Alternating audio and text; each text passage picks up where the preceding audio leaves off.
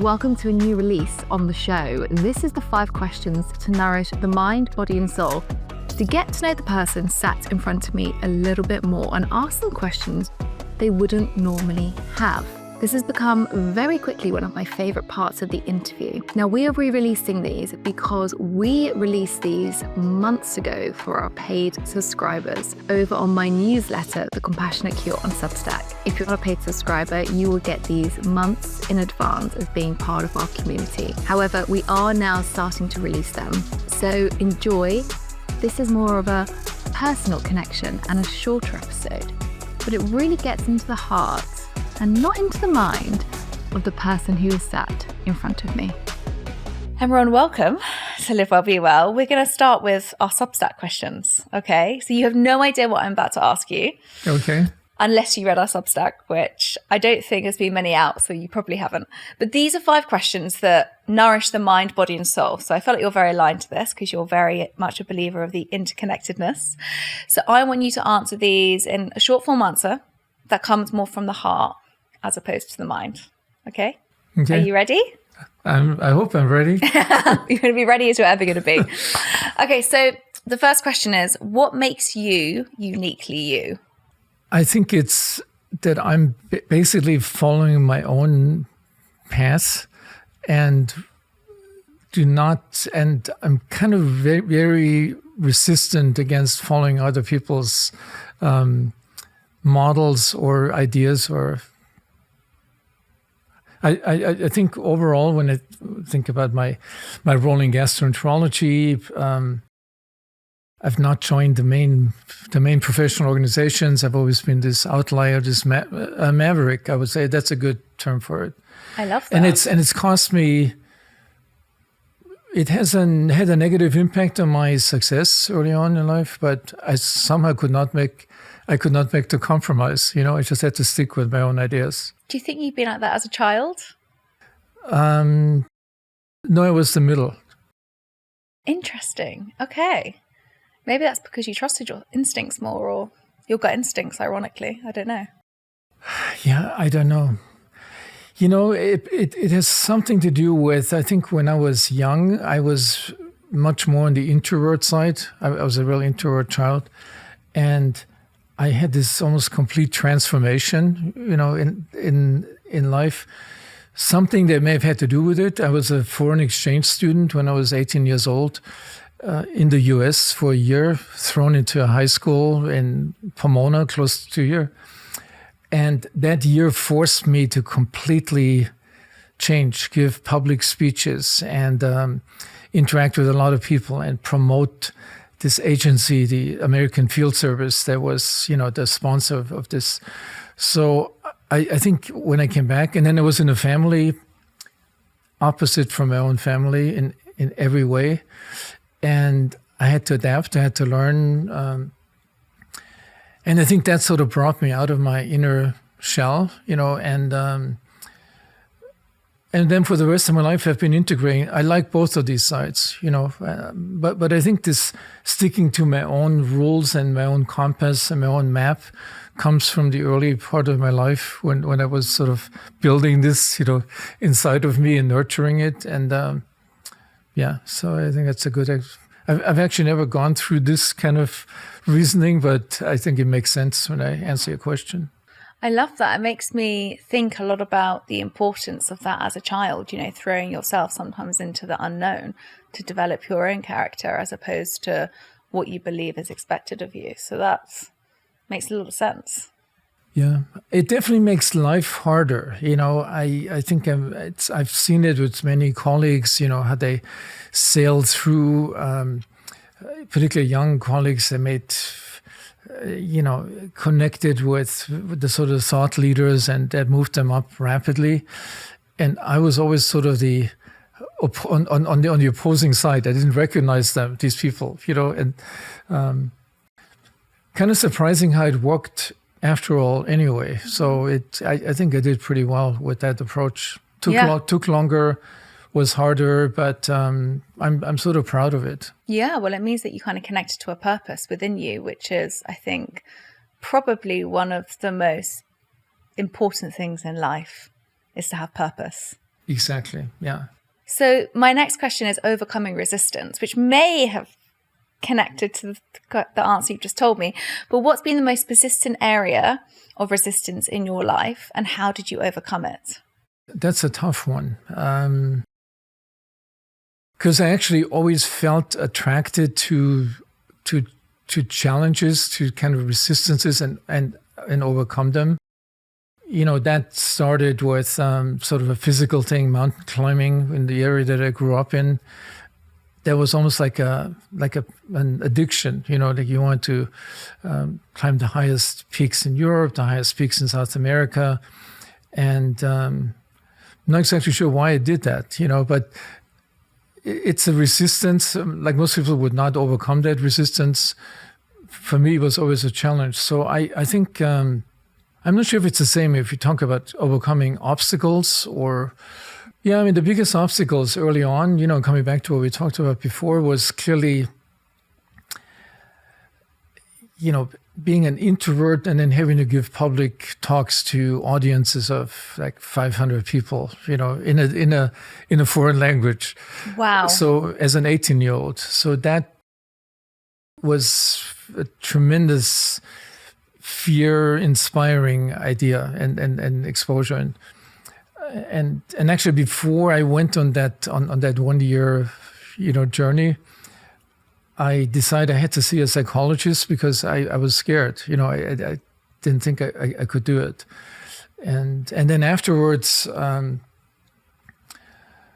it actually turned out to be fairly easy. To learn the skill to embark in something that is incredibly threatening, and then you can do it. In another thing was like fear of heights, so with this mountain climbing, you would think somebody who has fear of heights would never get into that. And I developed a technique if I had to traverse like a ridge where it went down on both sides, like 1,000 meters, that I could never do this with fear of heights. And I learned this technique to imagine myself really being on the other side. And that worked, so I never had an issue doing this. Visualization, that's quite a powerful technique, actually, that I talk about a lot. Yeah, so I think with resistance in my life, I got pretty good in overcoming them. I faced them. They were incredibly threatening, but I always tried to overcome them and almost always was able to do it. Well, it's interesting, isn't it? Because I think when we can face resistance, we can sometimes already feel defeated. But knowing if you've had to do it from quite early on, you kind of end up building a lot more resilience to knowing that you can get through it, even if it's tough. And that's where I think biggest growth comes from, which is why it's an important question for me to ask. So the next one is small changes, big impact. So what's been the smallest change that you've made that's had the biggest impact on your life? When I think about... So deciding that I want to kind of reorient my career path, or it wasn't really a small change. I mean, to say, and that happened with writing my first book. And I was in the midst of being totally immersed in my research and competition with all the, getting grants. And then that book kind of opened up a whole new world, having to promote it and meeting people in the public and with the media. I mean, that had a huge impact, and actually had the impact that I decided I don't want to continue my old career path. It's too narrow. I cannot do this anymore. I have to. So writing this first book, you could say it was a small change because I did it on the side. I didn't just take off but it had a huge impact, and which is still lasting because I did never go back. I couldn't go back to the old way of doing it. I love that. Well, that gives me a lot of excitement because I'm writing my first book. Yeah. So I hope it has as big an impact as yours. Yeah, it's kind of interesting what this can do, and a lot of people who have written a book give the same story. It had a major. I mean, particularly if it's successful. I think there's a lot of people who write books and they don't get the success that they hoped, and that's painful. But if you get the unexpected success, I mean, I never thought this was actually that. In the beginning, it was not popular, that first book. But then as time went on, I saw that, the whole new field evolved in the mind-body or the mind-gut connection, which was the title of my first book. That term didn't even exist when I wrote that first book, how a whole field developed over this. So it had a big impact, yeah. So this takes me into something quite interesting, which for you, I feel like this would be very interesting, which is health. So what's been the one health-related change that has significantly impacted your well-being that you've made? Yeah, I would almost say that the diet, to focus on a healthy diet, was the main one. Being a gastroenterologist, you would think that diet was sort of an essential part of your training, but it was not. It was non-existent, and I think a lot of gastroenterologists, a lot of my colleagues at meetings, at lunch meetings, still drink their Coke or the Diet Coke now and eat unhealthy food, So, yeah, I think that had the biggest impact. And both health-wise but also lifestyle-wise, it's really, looking at it from the other side, I don't believe that diet is the only thing you need to do for living a healthy life, but it's a key component. And for me personally, it was the biggest change from being, a carnivore when I was young, not even paying attention to it. Without any awareness. That change to become aware of, how you eat, what you eat, where this food comes from. Obviously, writing the book has helped, and all the thoughts around it. But that had the biggest impact. So the way that we, like in my family, we live now and we eat is sort of fundamentally different. It's and it feels good, It feels good.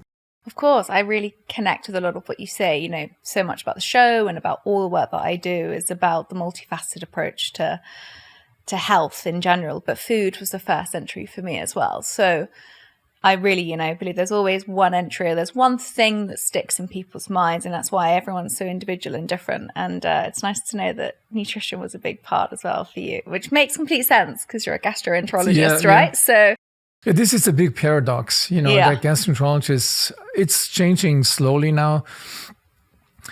But what's changing now is that gastroenterologists hire a dietitian. They don't learn it themselves. It's not. I know. Well, that's the field I went into, where I would kind of work alongside. Yeah.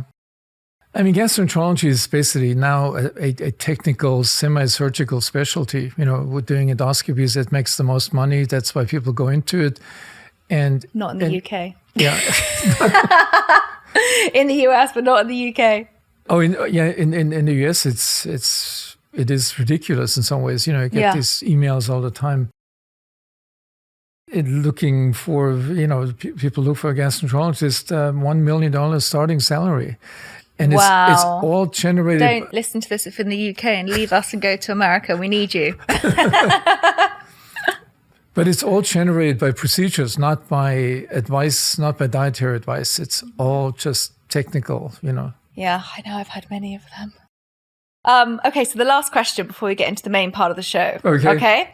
What's been the hardest thing for you to make peace with about yourself or your life in general? It's quite a big question. That I have an easy answer to, and I haven't quite reached the goal. It's this pathological competitiveness, that I've had from childhood on, and even today, I think for myself, I've accomplished all the things professionally that I wanted to accomplish. In some ways, I could say now the book writing and the whole social media presence is kind of entertainment for me in some ways. I don't need to make money with it. But I'm fiercely competitive. I cannot forget. With yourself? And looking at competitors in the same space. And the good thing now is I catch myself. I've realized this is the one thing that keeps me from being really happy and peace of mind. And unless I can overcome that, I think I'll never reach this full peace of mind that I would like to have, that I can look at others and say, oh, wonderful that they're doing this.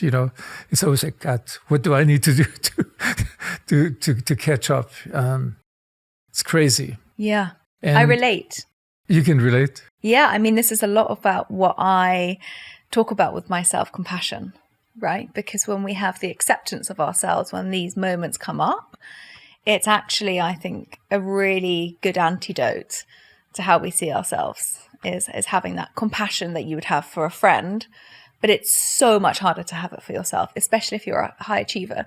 Yeah. And it's mostly high achievers that can suffer with this kind of critical point of always wanting to be better. I mean, I can tell the reason why I had that, because like many people never got the recognition from my dad, and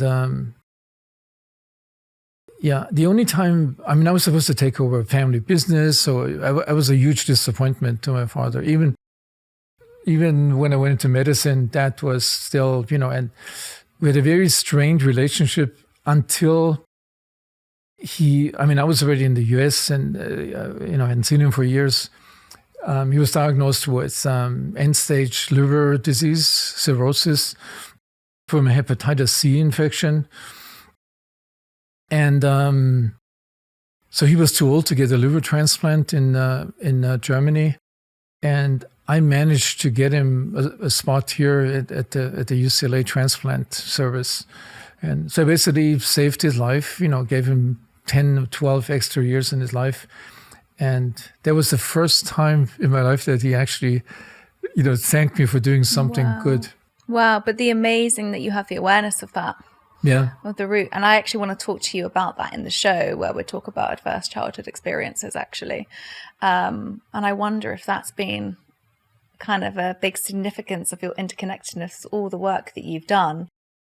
Seeing, because I think I'm a big believer that people go into the field that they believe in because, one, they may have been affected by it, because you have more of a passion and a purpose to understand where it all fits together. Yeah. And so it's amazing that although that happened, the awareness that you have from that to, one, communicate it, two, to maybe like translate that into your own life, actually has a really profound experience. Yeah, and I find myself, being pulled in the same direction with our son, that I did not give him enough, didn't accept him enough in the way he is. So he's not that competitive, And for a long time, I tried to get him into medical school, and, he just didn't want to do it. He was not me. So. Yeah. But that thing I've actually able to manage, and our relationship is much better since then, since I'm not trying to expect anything from him that he's not, Which is amazing that you've managed to see that. Yeah. So many people don't. So, wow, I'm very excited about our full conversation. So thank you. That was amazing. 5 answers. You did incredibly well. I'm going to give you a big gold star. Okay, thanks. And yeah, I'm very, very excited for our main interview.